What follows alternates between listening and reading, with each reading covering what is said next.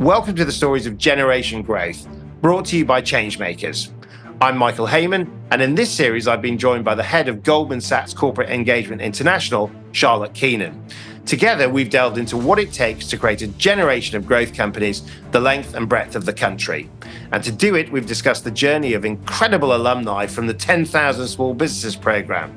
They're all innovative and inspiring leaders, scaling their firms at pace. Well, today, we bring it all together as Charlotte and I delve into generation growth, why it matters, how it scales, and what comes next.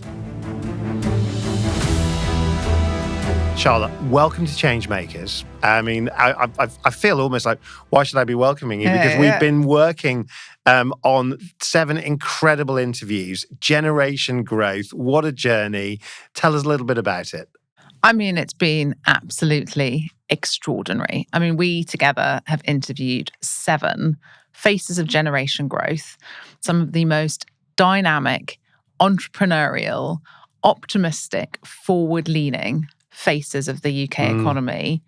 That it's been. I've learned tons. Oh, it has been the epitome of the blue sky. I mean, not we've seen much of it outside, but inside, this has been blue sky thinking. It's been the stories of positive people that have started, grown, scaled their business. And I suppose they are what we mean when we talk about generation growth, aren't they?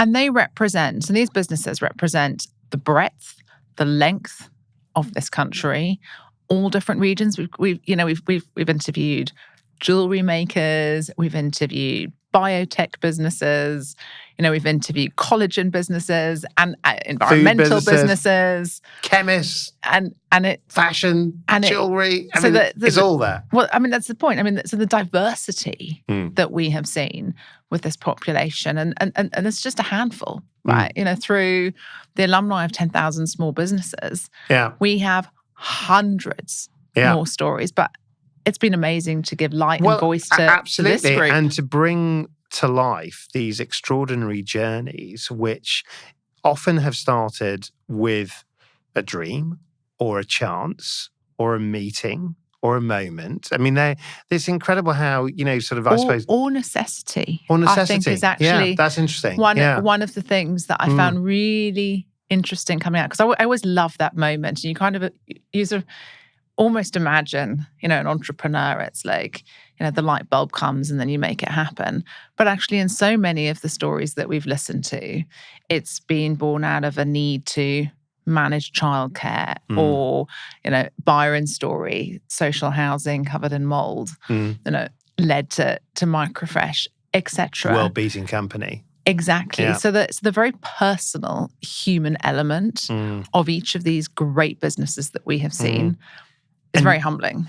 And yet, in totality, those stories of individual businesses were, for whatever reasons that they jumped on that journey, is part of the national imperative. I mean, when we talk about a growth economy, when we talk about generation growth, presumably these are the businesses we should be thinking about. This is why 10,000 Small Businesses has produced a manifesto of thinking around this. This is what we mean by growth, the length and breadth of the country, isn't it? 100%, right? And I mean, this is our theory of change. In this country, we're one of the best in the world for people to start businesses, right? We are a great entrepreneurial country. But we fall backwards when it comes to scaling. Why do you think that is? What? I mean, you will have views on this as well, but a host of reasons, right? Attitude. Is there an ambition question? I don't necessarily think so. Are the conditions hard? Access to finance, we know is harder here than in many other markets.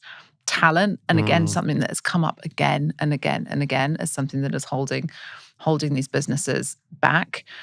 Have we embraced it thoroughly as a national mission? And I think that's why we're at an exciting point this year. I mean, for the first time that I can remember, both political parties in the run-up to the election, and now obviously the Labour Party afterwards, have put growth and small businesses as an agent of that as front and centre.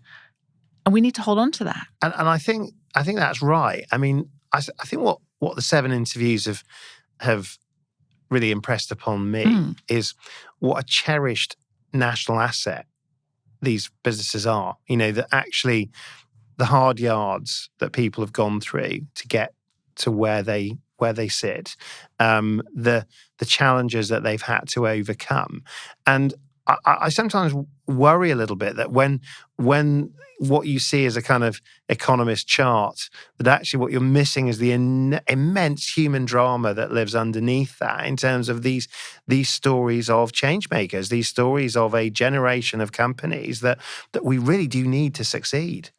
But that's why I'm so pleased to have worked with change makers on this, right? Because we hear the policy narrative, we see the economist charts, but we're very bad in this country about celebrating stories of success. Yeah. Yes, we'll talk about, the mega 100 million plus entrepreneurs from time to time, but businesses at this level, at the kind of, handful of millions and above and below, we don't showcase them, we don't talk about them, we don't expose what they've been through. And those stories are just, it's a patchwork of this country. It is a patchwork, and I think that's a point really well made, because I think they're also the aspirational, relatable stories. I mean, the people we've met have been in different sectors, different parts of the country, different age groups. I mean, they're people with very human stories to tell, aren't they? Oh, I mean, unbelievable stories, right? People work with their mum, people have worked, families. Well, husband working for them, like founding the business with your mother, and the list, and then obviously again we've heard a lot about succession, right? And how are these businesses growing up, and now they think about passing it on in the next generation, and what that means, and what that means in terms of the identity of a founder-led business as that business scales. It's fascinating. I think when I go back to our first interview, I think what I hadn't quite factored in was how personal these stories would become and would be, in terms of actually just the sort of the very emotive journey that clearly small business leaders go on to achieve their dreams. I mean, I don't know whether you picked up the same feeling, but my sense was that we might be talking more about P&Ls and investment strategies and sort of the overseas adventures to come. But actually, what we were speaking about was stories from the heart.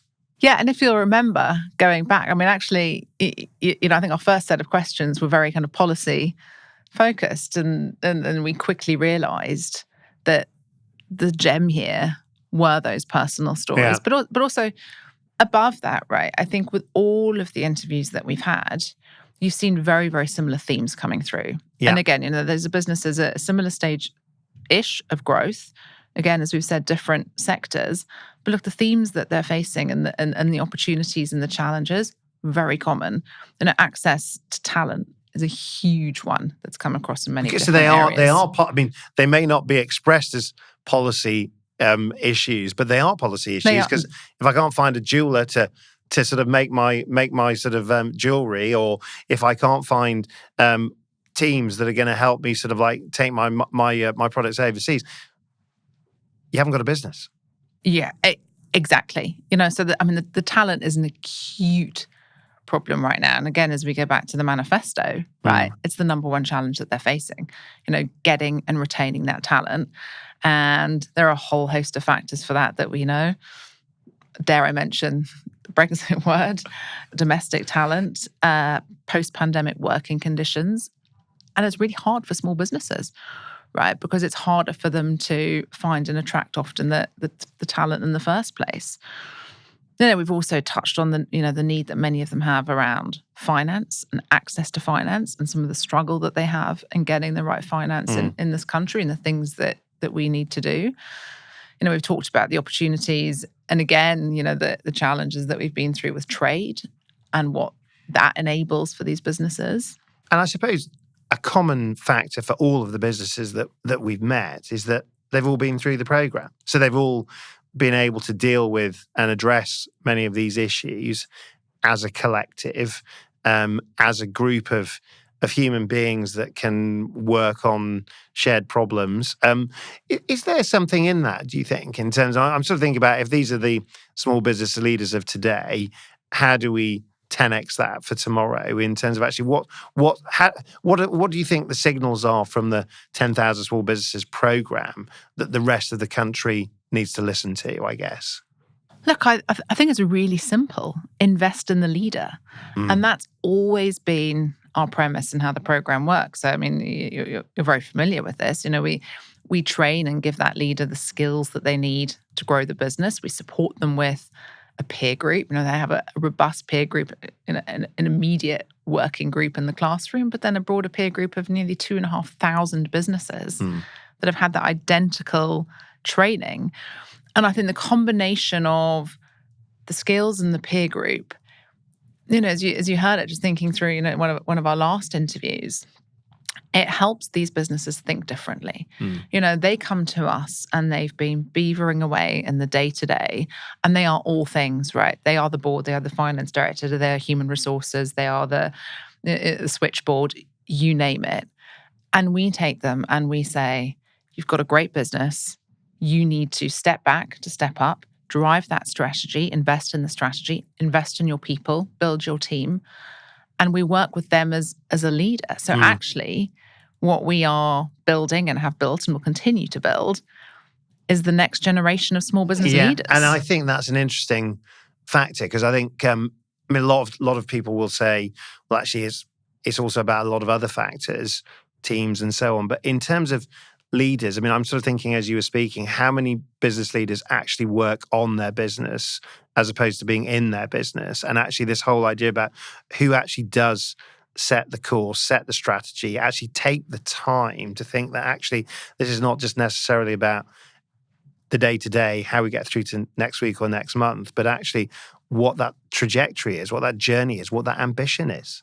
And that has to be the leader, right? But another part of that I think people often, struggle with is letting go, right?